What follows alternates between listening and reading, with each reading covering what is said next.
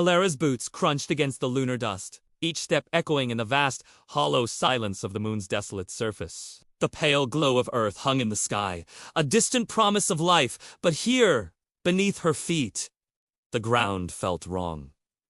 Too still, too heavy, like it was hiding something. She adjusted her helmet's visor, her breath fogging briefly against the glass, and scanned the horizon. Nothing but craters and shadows stretching endlessly under the cold, unblinking stars. Yet, her scanner beeped faintly a signal, faint but persistent, coming from deep below. "This isn't just rock," she muttered into her comms, her voice barely a whisper.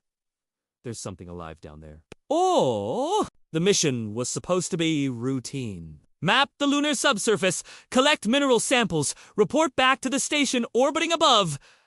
But Alara wasn't a rookie. She'd seen things the agency never put in the official logs. The kind of things that made seasoned astronauts question reality. Like the time they found a crystal in Mars' Valles Maranaris that pulsed like a heartbeat, or the faint, rhythmic hum detected in Jupiter's atmosphere that no one could explain. But this was different. The scanner's readings weren't just anomalies, they were deliberate patterns, almost like a code. And it was coming from a depth no human had ever drilled into the moon. She knelt, brushing away the fine gray dust to reveal a smooth, metallic surface buried just beneath. Not natural, not lunar. Her gloved fingers traced its edges, cold even through the insulated suit. A hatch? No, too seamless. A panel? Maybe. Her heart pounded, not from fear, but from the thrill of discovery. "Command? You seeing this?" she said, her voice steady despite the adrenaline. Static crackled in her earpiece. No response. She tapped the comms again. Nothing. Just the faint, eerie hum of her scanner, now louder, more insistent. She glanced back at her rover, its lights flickering in the distance. Had they always been flickering? The panel vibrated under her touch. A low, resonant thrum, like the growl of some ancient machine waking up. She stumbled back, her boots skidding in the dust. The ground trembled, not an earthquake, not on the moon, but something deeper, more primal. Haskana screamed, numbers spiking wildly before the screen went black. Then, silence. Absolute, suffocating silence. Even the static in her comms was gone. She was alone. Or was she? Far below, in the moon's hidden depths, something stirred. Not a creature, not a machine, but something else entirely. A presence! It had slumbered for eons, undisturbed by the petty wars of humanity or the fleeting footsteps of explorers. But now, it felt her. Alara's touch had been the key, her curiosity the spark. The panel glowed faintly, a soft blue light pulsing in time with her racing heartbeat. She didn't see it, but she felt it, a pressure in her chest, like the air itself was watching her. Back on Earth, the control room was chaos. Monitors flickered with static, data streams cut off mid-transmission. "Ilara! Report!" Commander Ruiz shouted into the mic, his voice hoarse. No answer. The last image from her helmet cam was frozen on the main screen. A close-up of that strange, metallic surface etched with symbols no one could identify. Linguists, cryptographers, and AI analysts were already scrambling, but the symbols weren't human. Not even close. They twisted and spiraled, less like writing and more like the veins of some living thing. Ruiz slammed his fist on the console. "Get her back!" Now, Alara didn't know about the panic on Earth. She didn't know her signal had been lost for hours, that her team was preparing a rescue mission they secretly believed was doomed. All she knew was the hum. It was inside her now, vibrating in her bones, whispering in a language she couldn't understand but felt in her core. She pressed her hand against the panel again, and it opened not with a hiss or a click, but with a sound like a sigh. A staircase descended into the darkness below, its steps carved from a material that shimmered like liquid obsidian. Her flashlight beam caught glints of something reflective, something moving deep in the shadows. She should have turned back. Protocol demanded it. But Alara wasn't wired for retreat. She'd joined the agency to find answers, not to run from questions. Step by step, she descended, the air growing colder, heavier. Though that was impossible, there was no air on the moon. Yet her suit's sensors registered pressure, density, as if she were sinking into an ocean. The walls around her pulsed faintly, covered in those same strange symbols from the surface. They seemed to shift as she passed, rearranging themselves, guiding her deeper. At the bottom, she found it.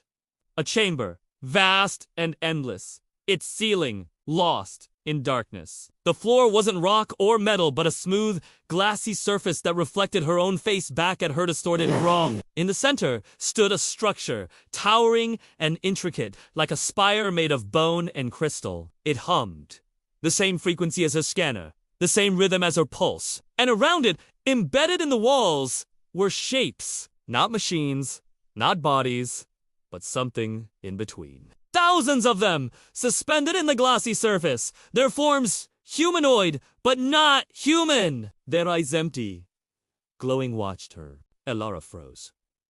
Her breath caught, fogging her visor again. The spire pulsed, and the shapes in the walls moved. Not physically, but their outlines shimmered, as if waking from a long sleep. The hum grew louder, forming words not in her ears, but in her mind. "You should not be here," they said. "Not in anger, but in warning. This is not your place. This is ours." Back on Earth, the control room had gone silent. The frozen image on the screen was gone, replaced by a new feed. Not from Alara's cam, but from something else. Something watching her from above, below, all around. The analysts gasped as the image zoomed out, revealing the moon's surface not as they knew it, but as it truly was. Craters weren't craters. They were seals. Locks. Holding something in. The entire moon wasn't a barren rocket, was a vault. A tomb.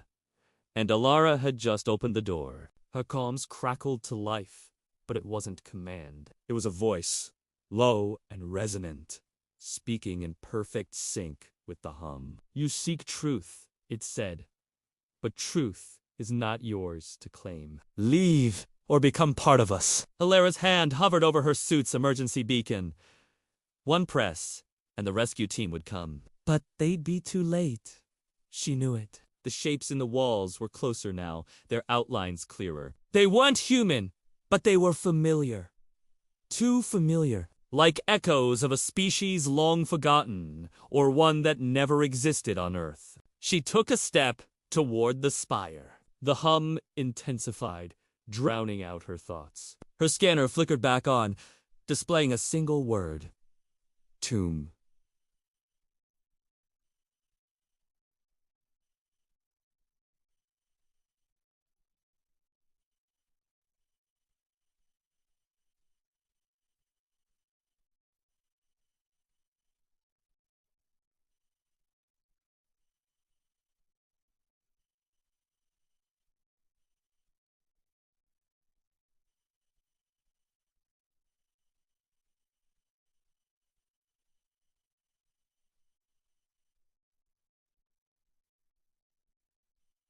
This wasn't just a resting place for something.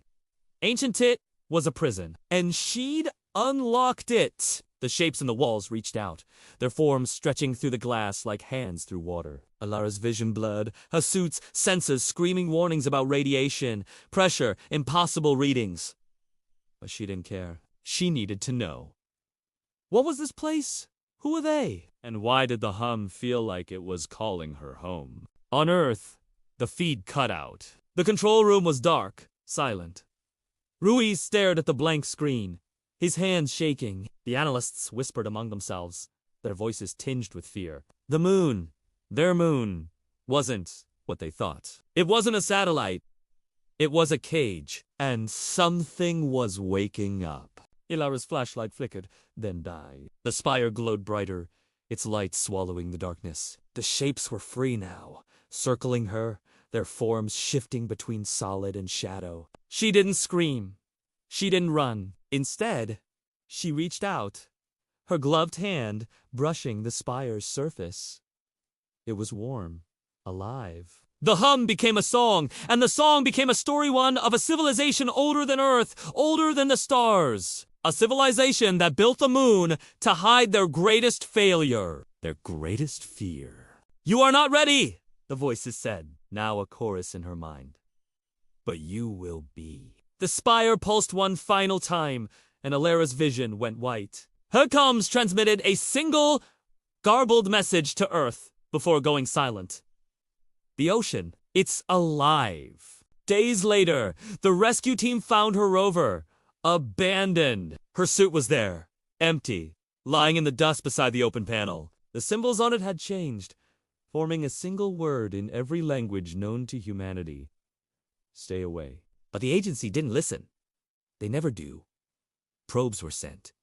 More missions planned. And deep below, in the silent ocean beneath the moon, something waited. Patient. Hungry. Watching the stars for the next curious soul to unlock its tomb. And you, watching this now, might think it's just a story. A script for a YouTube video meant to thrill and entertain, but what if it's not? What if the moon above you tonight isn't just a rock in the sky? What if it's watching you back? Go outside. Look up! Tell me you don't feel it, the hum, the pull, the weight of something ancient, waiting. Because the truth is, we've been walking on a tomb our whole lives, and it's starting to wake up.